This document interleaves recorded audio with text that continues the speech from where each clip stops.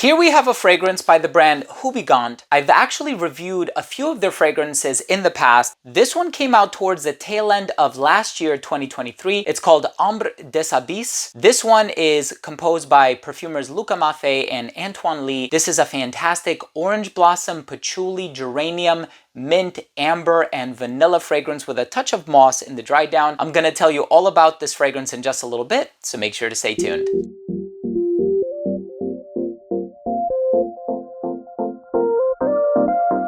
Now, before I begin today's episode and I tell you about this perfume from the brand Houbigant, it's called Ambre des Abysses.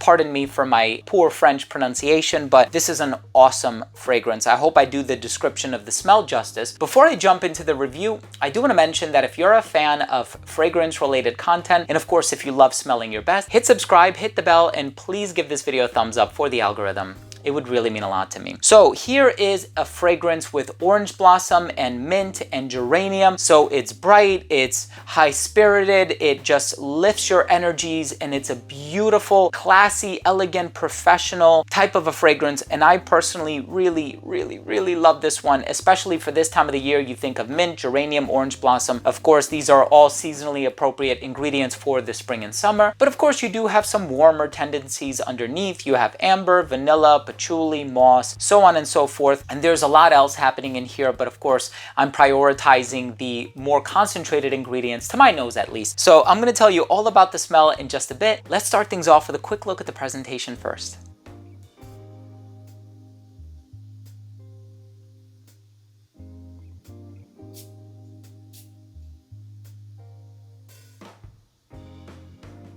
So my first impression on this fragrance is, wow, it smells super classy, super elegant. I'm really enjoying just that formal tendency that it gives across, and I love the professional aura that this one embodies and conveys. I think the orange blossom is very elegant, not delicate, but elegant. I think there's a lot happening in here that gives this fragrance a nice bit of weight and character and charisma. I think the amber in here is very warm and subtle. It's not a overly ambery perfume. Of course, it's nothing like a Tom Ford's Amber Absolute, so you can wipe that out of mind. Of course, it does have those bright tendencies in the opening. The geranium is a chief contributor to that. And geranium in and of itself has a bit of a minty presence. So you smell it and you're like, oh yeah, I get that brightness. I get that mint up on top. And it has that bright, citrusy, minty, effervescent opening. But then you also have that mossy vanilla dry down. The closest comparison that I can make to this one is Rêve Nuit by Navitus Parfum. If you've ever tried that fragrance, this one smells very similar. I saw online it's also gotten compared to Reflection for Men by Amouage. So there are some comparisons being drawn to this one, but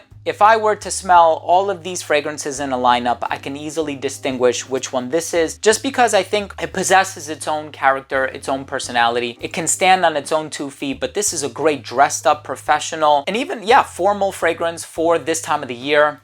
Spring and summer, I think this is going to be an absolute gem. I'm not sure exactly when it came out. I think it was towards the tail end of last year. So if that is indeed the case, you know, yeah, fall and winter, I probably would have also put this one on the back burner. Just waited until the weather got a bit nicer or a bit warmer outside. I know people have various definitions of nice as it pertains to climate, but nevertheless, this one is awesome. Please check it out if you get a chance to do so. Links are going to be down below, not affiliate links. Just want to make it convenient for my subscribers. Let's go ahead and finish things off with my overall assessment. So first up, in terms of the uniqueness and the overall smell, I made a couple of comparisons, but at the end of the day, this one does embody its own unique DNA. It's just that people do make loose comparisons just for frames of reference, so we can better understand what we're kind of signing up for when we decide to sample or check out a particular fragrance. Overall smell, super likable, super wearable, super professional, no rough edges. I love this one. Longevity, this is Eau de Parfum, and I don't want to mess this up, Eau de Parfum Extrême. So this one is a bit on the longer lasting side of things. I got 10 hours on skin. Projection was fantastic for the first hour and a half. It radiated well beyond an arm's length. It became an elbows length scent right around hour 7 and a skin scent right around hour 10. In terms of the versatility, traditionally it's a bit masculine leaning in my opinion. You can dress this one up or down. I would prefer to wear it in a formal scenario. This one is great for the spring and summer, and I think this one would appeal to anybody of any age. And as far as the presentation is concerned, I always said Houbigant Houbigant has one of the classiest and most timeless presentations. It just looks so elegant, and of course it's hard to beat that aesthetic. My final verdict on this fragrance is I think it smells amazing.